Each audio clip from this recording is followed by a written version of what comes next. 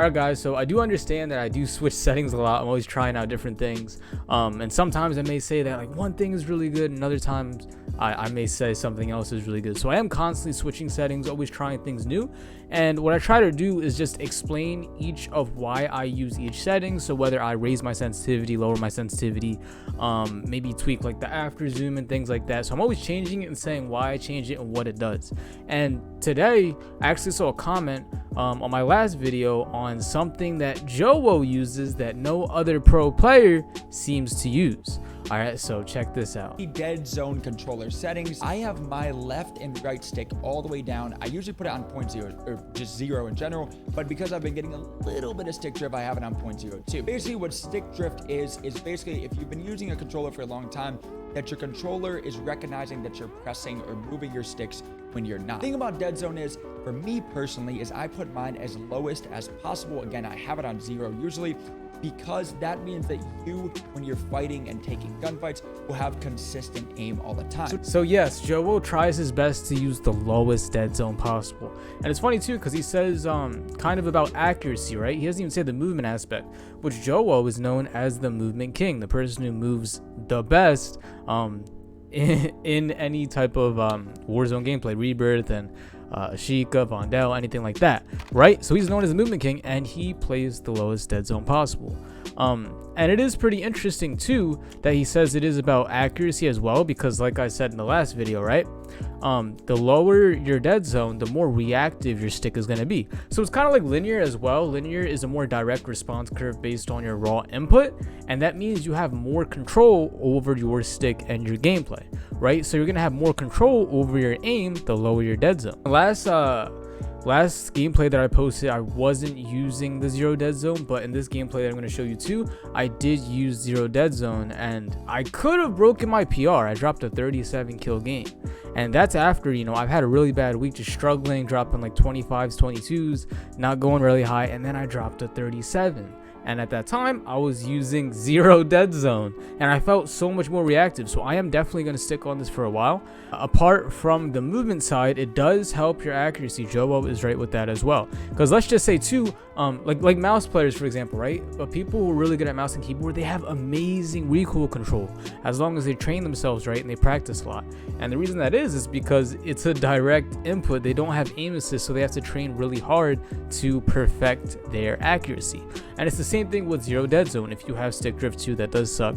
But if you have the most control over a high recoil weapon, then you're gonna have really good aim no matter what weapon you use. All right, so let's just say I was making like a class real quick and using something with like crazy recoil. All right, so I built like a horrible cast off build. This thing is horrendous. Let me just shoot straight without like trying to control recoil. Like that it's horrendous right there, right? Now let me try to like control the recoil on like the farthest guy possible with that 0 dead zone. Pretty decent, right? Pretty decent. Now let me just raise the dead zone just to show that it's not like, you know, me being good at the game. Let's raise it to 0.6. Right? Let's do the same thing. I feel like it's jumping a little bit more. And then when I put it back to that 0.0, because I have more control over my aim. Yep, so like not too much of a difference you notice, but I can definitely feel that like if the gun gets out of control, I can kick it back in line super fast. And that is like the accuracy part that Joewo was talking about, where the lower dead zone can give you that faster, that better accuracy to where you can keep really good recoil control over your gun. All right, so I kind of want to talk about the dead zone a little bit more, kind of give like an update about what I found. It's pretty cool that Joewo uses it, but you know, give it a try. Like I said in the last video, give it a try for 0 dead zone. This is a really cool thing that I'm definitely going to start using more. Maybe I'm just going to be 0 dead zone for a long time like I was in the past, and gotta get new controllers. Also, I am going to be streaming on Kick soon when I do start my live streams, so you guys can catch me on there. And you can join the Discord for just connecting with other people. If I ever go live or anything like that, you can get notifications for that. And any of my services that you are interested in getting, you can find them on there. And also looking for people to push out my services, so if you guys want to make some quick money, you can do that as well.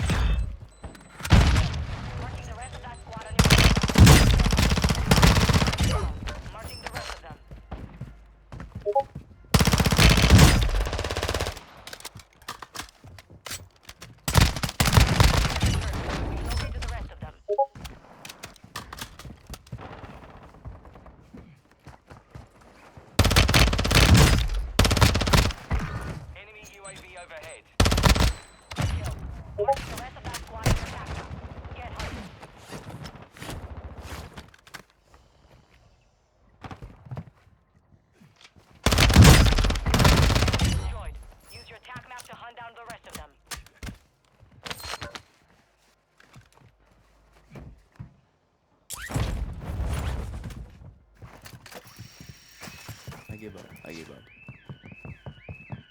Hostile UAV in the area. Operators from that squad. Hunt them down. Confirmed. We've located the rest of them. Good kill. Marking the rest of that squad on your attack map. Get hunting.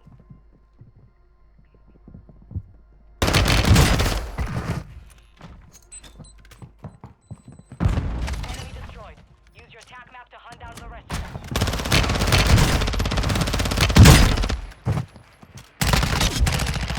That squad.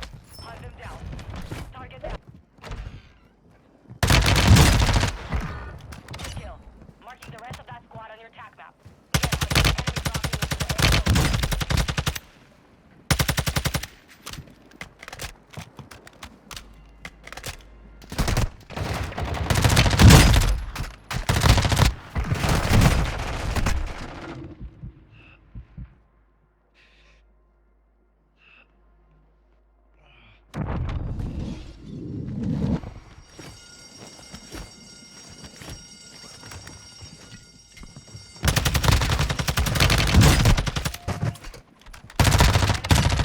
Use your attack map to hunt down the rest of them. Marked remaining.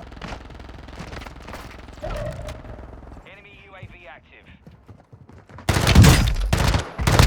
Down. Marking the rest of them. Fire sale is active. Buy station prices are adjusted.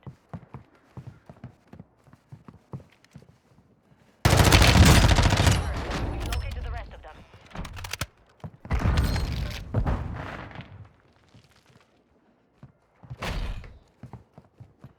Hostile UAV in the area.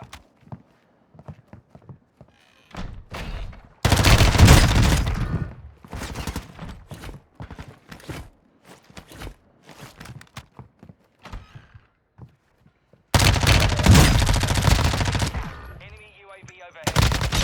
Deployed. Use your attack map to hunt down the rest of them.